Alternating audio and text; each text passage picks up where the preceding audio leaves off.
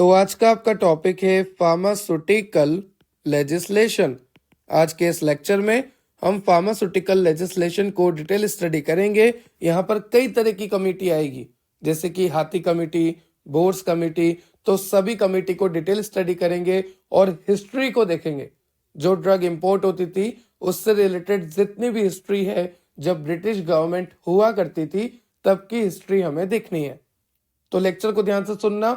यहाँ से कमिटीज से क्वेश्चन बनता है, या तो आपको सीधा पूछेंगे फार्मास्यूटिकल लेजिस्लेशन के बारे में 10 मार्क्स का क्वेश्चन, या फिर अंदर से जैसे मान लीजिए 5 मार्क्स में हाथी कमेटी आ गई, 5 मार्क्स में बोर्ड कमेटी आ गई, ड्रग इंक्वायरी कमेटी आ गई। तो तरह तरह की कमेटी हमें पढ़नी है फार्मास्यूटिकल लेजिस्लेशन में। फार्मास्यूटिकल लेजिस्लेशन आपको B pharmacy 5th semester pharmaceutical jurisprudence में यूनिट नंबर 5 में पहला चैप्टर है। मैं आपको सिलेबस दिखा देता हूँ। फार्मास्यूटिकल लेजिस्लेशन, जहां पर हमने देखना है introduction, study of drug inquiry committee, health survey and development committee, Hathi committee and Mudaliar committee. तो तरह तरह की कमेटी पढ़ेंगे, उन कमेटी के रिकमेंडेशन पढ़ेंगे और हिस्ट्री के बारे में देखेंगे। तो चलिए लेक्चर को स्टार्ट करते हैं। अगर आपको और लेक्चर की रिक्वायरमेंट है तो आप चेक कर सकते हैं हमारी प्लेलिस्ट, जहां पर आपको यूनिट वाइज सारे लेक्चर मैंने मेंशन किए हुए हैं। और अगर आपको नोट्स की रिक्वायरमेंट है तो आप चेक कर सकते हैं हमारी एप्लीकेशन डेप्थ ऑफ बायोलॉजी की एप्लीकेशन आप डाउनलोड कर सकते हैं प्ले स्टोर से, और आपको वहां पर सारे नोट्स अवेलेबल मैंने कराए हुए हैं। वहां पर लाइव लेक्चर्स भी होते हैं, ऑनलाइन क्लासेस भी होती है, तो जरूर डाउनलोड कीजिएगा डेप्थ ऑफ बायोलॉजी एप्लीकेशन। चलिए लेक्चर को स्टार्ट करते हैं। तो बात करते हैं ब्रिटिश इंडिया की। देखो ब्रिटिश इंडिया में क्या हुआ करता था। ब्रिटिश इंडिया में ना तो सही से क्वालिटी कंट्रोल डिपार्टमेंट थे, ना सही से आपका R&D डिपार्टमेंट था। R&D का मतलब हो गया रिसर्च एंड डेवलपमेंट डिपार्टमेंट। ना ही यहाँ पर मैन्युफैक्चरिंग सही से हो पा रही थी, ना ही ड्रग का इंपोर्ट सही से हो पा रहा था। और अगर इंपोर्ट की बात करूं तो कई बार ड्रग स्प्यूरियस आ जाती थी और कई बार ड्रग एडल्ट्रेट आ जाती थी। मतलब ड्रग जो है मिलावटी वाली आ जाती थी, इंफीरियर क्वालिटी की आ जाती थी। और मार्केट में, इंडिया के मार्केट में ये जो मिलावट वाली ड्रग है, ये जो इंफीरियर क्वालिटी की ड्रग है, ये पूरी तरह से फैल चुकी थी। अब जब मिलावट वाली ड्रग फैल चुकी है इंडिया के मार्केट में, तो पेशेंट सही हो ही नहीं पा रहे थे, क्योंकि ये ड्रग अपना एक्शन सही से शो कर ही नहीं पाएगी, क्योंकि ये तो मिलावट वाली है। हो सकता है कि कंप्लीटली चेंज कर दी गई हो, स्प्यूरियस ड्रग हो, ठीक है, ड्रग की जगह चौक का पाउडर हो, तो ऐसा भी हुआ था, ठीक है। तो उसकी वजह से यहां पर हमारी डेथ होना ज्यादा स्टार्ट हो चुकी थी। फिर आया हमारा फार्मास्यूटिकल लेजिस्लेशन। फार्मास्यूटिकल लेजिस्लेशन आपको श्योरिटी दिलाता है ड्रग के सेफ्टी के बारे में, ठीक है। इसीलिए आया था ये, श्योरिटी दिलाने के लिए कि हाँ ड्रग सेफ है, प्योर है, ड्रग की एफिकेसी अच्छी है, ड्रग के साइड इफेक्ट कम है और ये टॉक्सिक नेचर कम शो करेगा, ये एडल्ट्रेट नहीं है, स्प्यूरियस नहीं है, आप इसे ले सकते हो। तो ये सब किसकी मदद से हुआ? फार्मास्यूटिकल लेजिस्लेशन की मदद से, ठीक है। तो यहां पर मैंने लिखा है pharmaceutical legislation ensure that the drug quality, it's testing, evaluation criteria and the efficacy, क्योंकि आगे जाके पेशेंट को यूज करना है वो सब। अब देखो हिस्ट्री की बात करूं, जब 19th सेंचुरी खत्म हो रही थी तो मॉडर्न ड्रग हमारे इंडिया में आ चुकी थी। Toward the closing of 19th century manufacturing of modern drug begin in India. और कहाँ कहाँ मैन्युफैक्चर हो रही थी? Bengal chemical and pharmaceutical works Kolkata में थी, जो कि स्टेबलाइज्ड हुई थी 1901 में। एक स्मॉल फैक्ट्री और ओपन हुई थी बॉम्बे में, जिसको इनिशिएट किया था प्रोफेसर टी.के. गज्जर ने 1903 में। एलम्बिक केमिकल वर्क्स जो कि बड़ोदरा में है, इसको इनिशिएट किया था प्रोफेसर टी.के. गज्जर ने एंड बी.डी. एमिन ने 1907 में। तो ये जो इंडस्ट्रीज थी, यहाँ पर क्या होता था, मॉडर्न ड्रग की मैन्युफैक्चरिंग हुआ करती थी। तो ये इंडस्ट्रीज जो है फाउंडेशन स्टोन थी, मतलब हम कह सकते हैं कि मॉडर्न ड्रग के मैन्युफैक्चरिंग का फाउंडेशन स्टोन, मतलब कि नींव थी ये सारी फैक्ट्रियां। उसके बाद आगे चलते हैं। इंडिया ने इंपोर्ट करी थी क्रूड ड्रग अराउंड 73 लाख की, ठीक है। ये कब की बात है? 1908 से लेकर 1909 की बात है कि इंडिया ने इंपोर्ट करी थी कई सारी क्रूड ड्रग, कई तरह की क्रूड ड्रग, जिसका प्राइस था 73 lakh. Also India also exported finish drug of about 15.5 lakh. जो फिनिश ड्रग थी, जो फाइनली बनके मैन्युफैक्चर होकर तैयार हो चुकी थी, तो 15.5 लाख की मैन्युफैक्चर्ड ड्रग भी एक्सपोर्ट की थी इंडिया ने। आप देख सकते हैं इंपोर्ट कितने का किया था। इंपोर्ट किया था क्रूड ड्रग को 73 लाख का, और यहाँ से एक्सपोर्ट कितना हुआ है, यहाँ से जो फिनिश ड्रग है वो एक्सपोर्ट हुआ है अप्रोक्स 15.5 लाख का। ठीक है, उस टाइम कोई भी लेजिस्लेशन नहीं हुआ करती थी। During the First World War, due to Swadeshi movement, the Indian pharmaceutical industry advance and again started imported of drug. यहाँ पर क्या हुआ, स्वदेशी मूवमेंट के बाद इंडियन फार्मास्यूटिकल इंडस्ट्री एडवांस हो गई और उन्होंने ड्रग को इंपोर्ट करना शुरू कर दिया। पर इसका फायदा उठाया फॉरेनर ने। जब हम ड्रग को इंपोर्ट करते थे तो उस टाइम फॉरेनर ने क्या करा, फ्रॉड करा हमारे साथ। उन्होंने मैन्युफैक्चर करी कौन सी ड्रग, ऐसी ड्रग जो कि स्प्यूरियस है, ऐसी ड्रग जो कि एडल्ट्रेड है, और हमारे इंडियन मार्केट में उसे लॉन्च करवा दिया। फॉरेनर्स ने मैन्युफैक्चर करी स्प्यूरियस ड्रग, एडल्ट्रेट ड्रग, और उसे लॉन्च करा दिया हमारे मार्केट में। और उसके बाद 1920 और 1930 में ऐसी कई सारी reports I in Indian press regarding the marketing of harmful substitutes. जैसे कि अगर मैं बात करूं तो यहाँ पर मैंने हाईलाइट किया हुआ है, many lost their lives, ear drop were replace with cotton oil. देखो, ईयर ड्रॉप्स को किससे रिप्लेस कर दिया, कॉटन ऑयल से। And chalk powder was use to adulterate drug, और चाक पाउडर को यूज करने लग गए हम। क्यों, ताकि हम ड्रग को एडल्ट्रेट कर सके, ड्रग में मिलावट कर सके, क्योंकि चॉक पाउडर ड्रग की तरह ही दिख रही थी। A report submitted by the Indian Medical Gazette, क्या रिपोर्ट सबमिट हुई थी कि there was no control over manufacturing, sale, distribution of drug in India. India में ड्रग का मैन्युफैक्चरिंग, सेल और डिस्ट्रीब्यूशन पे कोई भी कंट्रोल नहीं है। तो ये सब पुरानी बातें हैं। ठीक है, when large number of people started dying due to spurious and adulterated drug, public start protest, विरोध करना शुरू कर दिया पब्लिक ने। As a result, British government was forced to take action for drug legislation. In 1927, Lahore appealed for necessary step to removing the spurious drug. In 1928, on May 3, a letter was written to the Indian government by the Secretary of Indian Merchant of Bombay. ये सारी उस time की बात है कि 1927 में क्या हुआ, 1928 में क्या हुआ। ठीक है, कब ब्रिटिश गवर्नमेंट ने आपके ड्रग लेजिस्लेशन को एक्शन में आने का स्टार्ट करा, मतलब कब ड्रग लेजिस्लेशन एक्शन में आया, कब आया, जब हमने प्रोटेस्ट कर दिया कि हमारे बंदे मर रहे हैं, हमारे देश के लोग मर रहे हैं due to spurious drug, due to adulterate drug. Then as a result British government was forced to take the action for drug legislation. ठीक है, उसके बाद स्टार्ट करते हैं हम कमिटीज को। अब हम बात करेंगे कमिटीज की, जो कि आपके सिलेबस में हाईलाइट्स है, और ये कमिटीज आपको पूछी जाती है 5 मार्क्स में। जैसे drug inquiry committee, Hathi committee, bore committee, Mudaliar committee. तो ये चारों कमेटी इंपॉर्टेंट है। इस चारों कमेटी की रिकमेंडेशन और ये चारों कमेटी कब आई थी और इसमें क्या क्या हुआ, ये सब पूछा जाता है। तो 1 बाय 1 स्टार्ट करते हैं। सबसे पहला है आपका ड्रग इंक्वायरी कमेटी, जिसका एक और नाम है चोपड़ा कमेटी। तो ध्यान रखना, drug inquiry committee is also known as Chopra committee. तो अगर कभी चोपड़ा कमेटी से क्वेश्चन आया तो आपको ड्रग इंक्वायरी कमेटी ही लिखना है उसमें। तो देखो, जो DEC कमेटी है, मतलब ड्रग इंक्वायरी कमेटी है, जिसको हम चोपड़ा कमेटी के नाम से भी जानते हैं, ये कमेटी गवर्नमेंट ने बनाई थी 1930 में। ठीक है, इसे हम चोपड़ा कमेटी के नाम से भी जानते हैं। Chairman was called colonel RN Chopra and doctor B Mukherjee was assistant secretary. और ये जो डॉक्टर B मुखर्जी थे, जो कि असिस्टेंट सेक्रेटरी थे, and later on he become the director of the CDL central drug laboratory.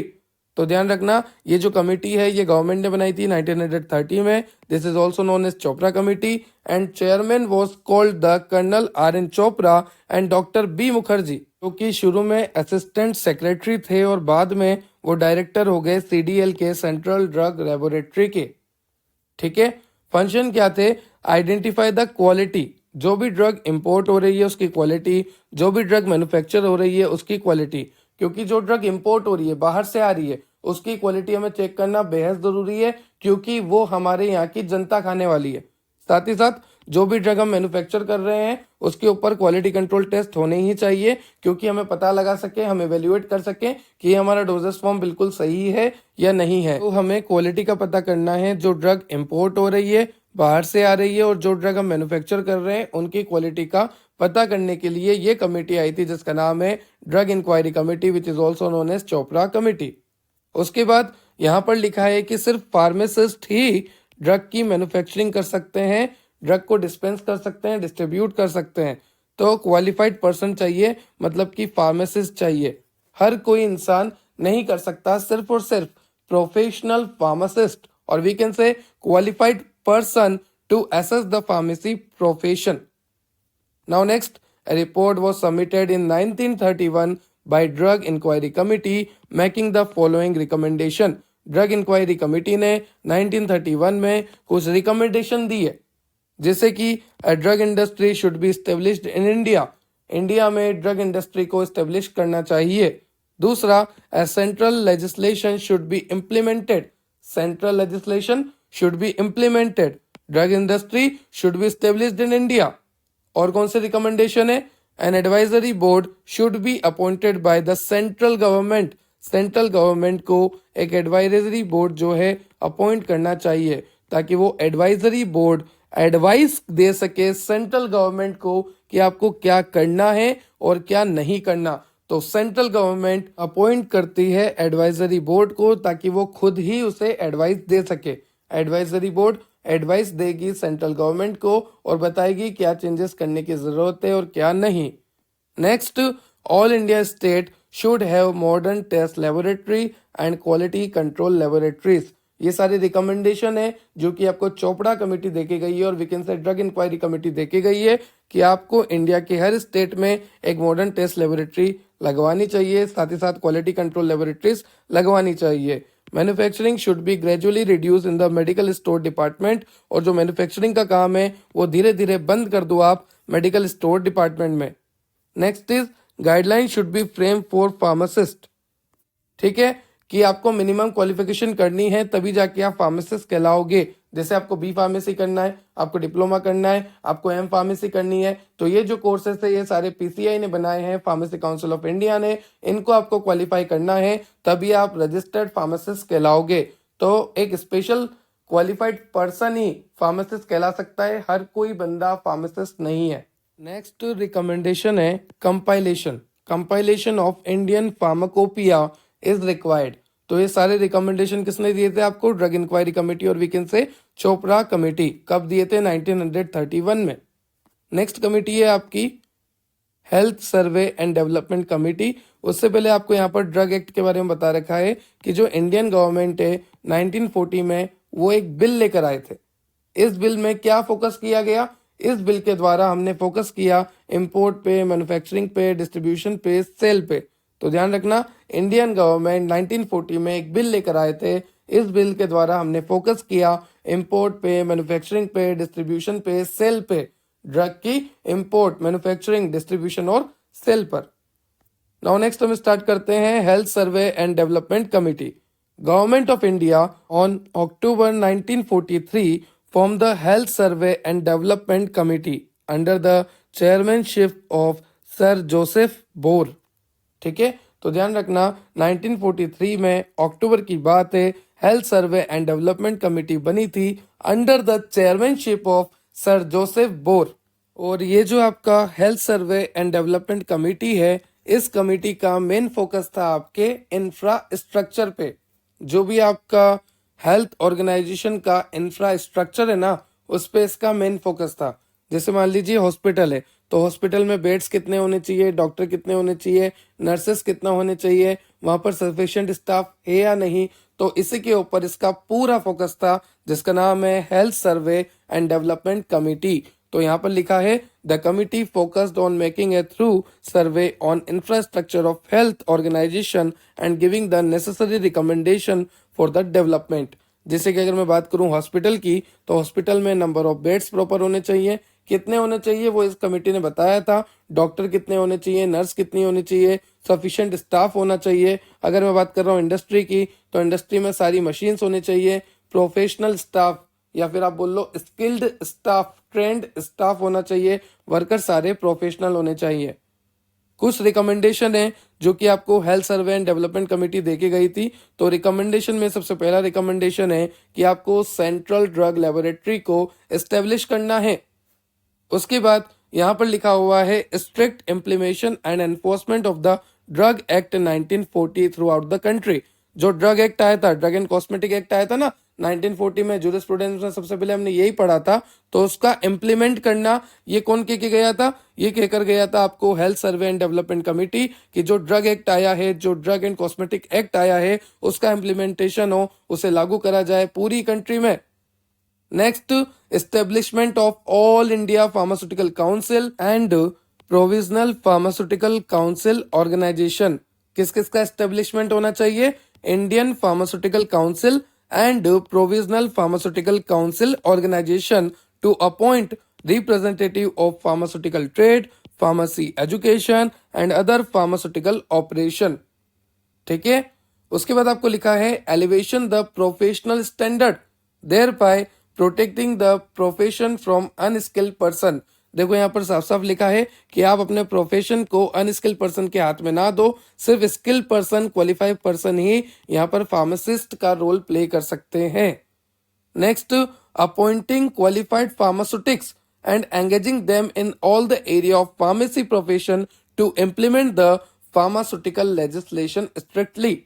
देखो, फार्मास्यूटिकल लेजिस्लेशन को स्ट्रिक्टली इम्प्लीमेंट करना है, ये भी एक रिकमेंडेशन थी इसकी। नेक्स्ट है आपका measure the maintaining discipline in the profession and practice of pharmacy. Next committee है आपकी हाथी कमेटी। हाथी कमेटी को बनाया है जय सुखलाल हाथी ने। Jai Sukhlal Hathi committee was appointed by the government of India to monitor the various factor of the drug industry in India in order to promote the growth of drug industry। देखो, ये हाथी कमेटी किसको देखने आई थी? ड्रग इंडस्ट्री को देखने आई थी। हाथी कमेटी को मैं आपको पहले भी पढ़ा चुका हूं जब मैंने आपको NLEM पढ़ाया था। NLEM का मतलब होता है national list of essential medicine. तो वहां पर हाथी कमेटी का एक इंपॉर्टेंट रोल था। हाथी कमेटी ने national list of essential medicine में जो भी मेडिसिन आती थी ना, उसकी मैन्युफैक्चरिंग करवाई थी बहुत ही कम कॉस्ट में। हाथी कमेटी ने सभी की प्राइस कम करवा दी थी, क्योंकि ये नाम से पता लग रहा एसेंशियल ड्रग से national list of essential medicine. तो जो भी एसेंशियल मेडिसिन थी उसकी मैन्युफैक्चरिंग बढ़वाई थी हाथी कमेटी ने, और उसकी प्राइस को कम भी करवाया था हाथी कमेटी ने। तो हाथी कमेटी हम पहले भी पढ़ चुके हैं। हाथी कमेटी को स्टार्ट करता हूं मैं। Jai Sukhlal Hathi committee was appointed by the government of India to monitor the various factor of the drug industry. Drug industry को मॉनिटर करना है यहाँ पर, ताकि हम ड्रग इंडस्ट्री की ग्रोथ करवा सके, हमें पता लग सके कि ड्रग इंडस्ट्री में क्या प्रॉब्लम आ रही है, क्या प्रॉब्लम आ रही है, कहाँ प्रॉब्लम आ रही है, और फिर हम ड्रग इंडस्ट्री की ग्रोथ करवा सके। देखो, यहाँ पर सबसे पहला पॉइंट ये लिखा हुआ है, it ensure about the development of industry. Industry के डेवलपमेंट को एंश्योर करता है। It recommended major to support the growth of drug industry, specially that of Indian and small scale industrial sector. सीधी सी बात है, ये जो है ग्रोथ करवाएगा इंडस्ट्री की। उसके बाद नेक्स्ट पॉइंट में लिखा है आपको, the flow of new technology in the industry increases the growth of industry. ठीक है, नई टेक्नोलॉजी आएगी तो इंडस्ट्री की ग्रोथ तो वैसे भी होने वाली ही है। नेक्स्ट रिकमेंडेशन है, it recommend measure to provide the general public and essential drug and commonly household remedies. देखो, इन्होंने क्या कहा था कि जो एसेंशियल ड्रग है उसकी मैन्युफैक्चरिंग बढ़ा दो और उसकी कॉस्ट को कम कर दो। ये भी इनका एक रिकमेंडेशन ही था कि जो ड्रग्स जनरली आम पब्लिक के काम आ रही है, आम तौर पे, सामान्य तौर पे पब्लिक के जो ड्रग एसेंशियल है, जो ड्रग उनको डेली यूज में काम आ रही है, उस ड्रग की मैन्युफैक्चरिंग बढ़ा के उसकी कॉस्ट को कम कर दो। ये भी एक रिकमेंडेशन था हमारे हाथी कमेटी का। The committee recommends to continuously reviving the packaging method. और इन्होंने क्या कहा कि जो डोजेस फॉर्म तैयार हो चुका है, जैसे मान लीजिए टैबलेट तैयार हो गई, कैप्सूल तैयार हो गई, तो उसको पैक करने के लिए जो मटेरियल हम यूज ले रहे हैं उसकी भी आप सही से स्टडी करो, उसको भी आप सही से चेक करो। क्या पता कुछ इस तरह का मटेरियल ना आ जाए कि आपकी ड्रग ही खराब हो जाए। तो ध्यान रखना, पैकेजिंग मटेरियल को, पैकेजिंग मेथड को बहुत ही अच्छे से इवेल्युएट करने का रिकमेंडेशन भी इन्होंने दिया था। The committee recommend to continuously reviving the packaging method and the packaging material used to develop an appropriate packaging standard.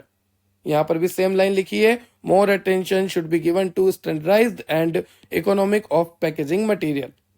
It also recommended developing and effective and continuing monitoring system for the industry in order to attain the essential objective.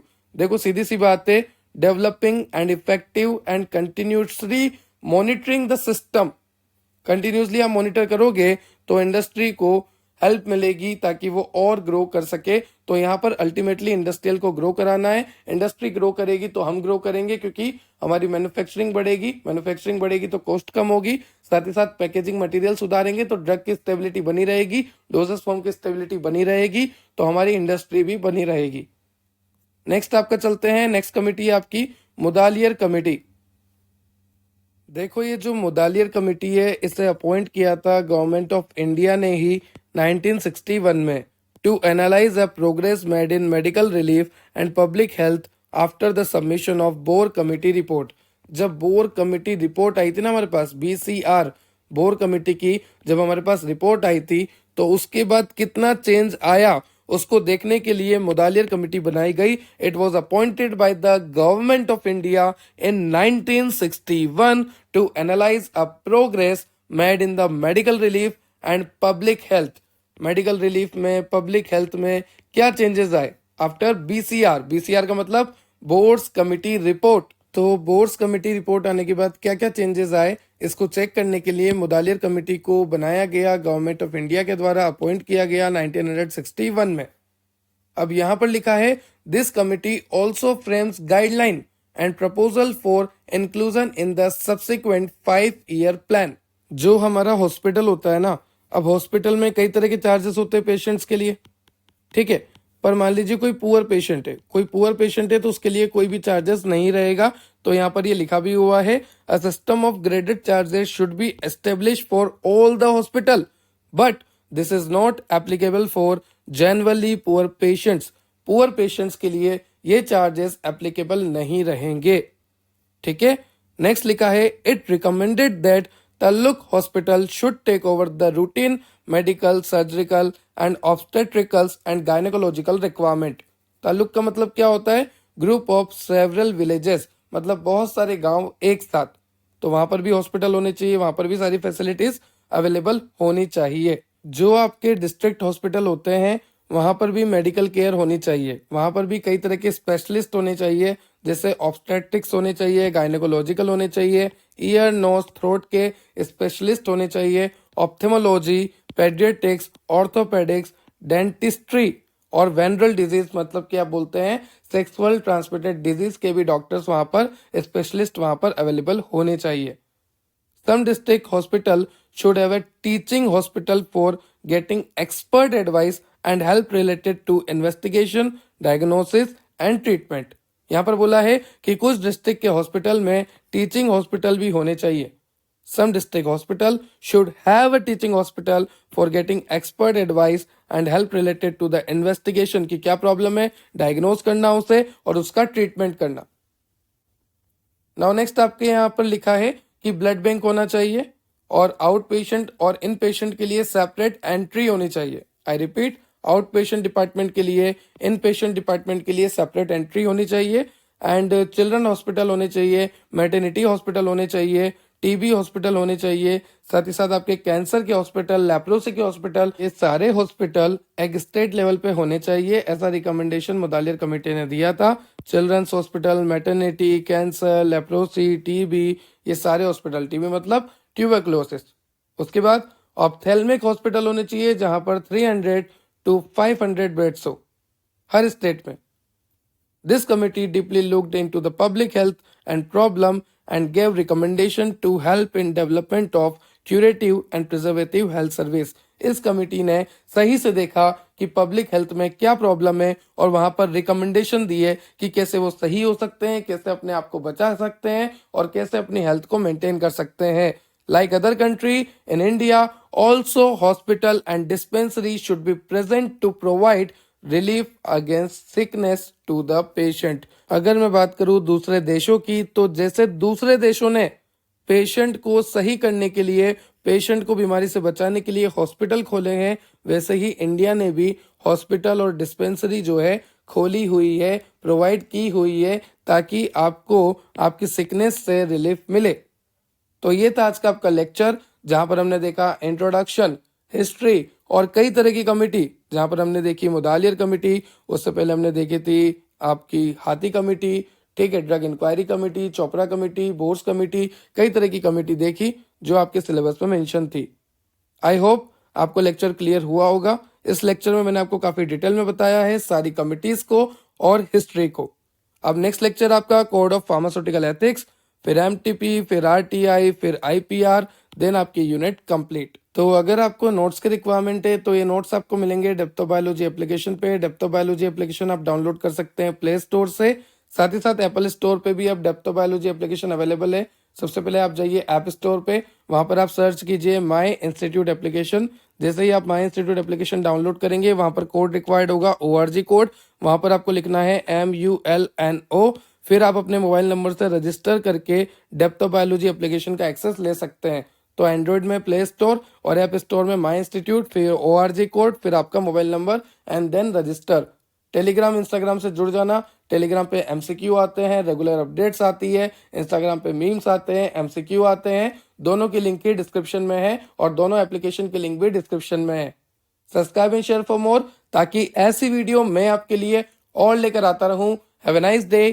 Thank you.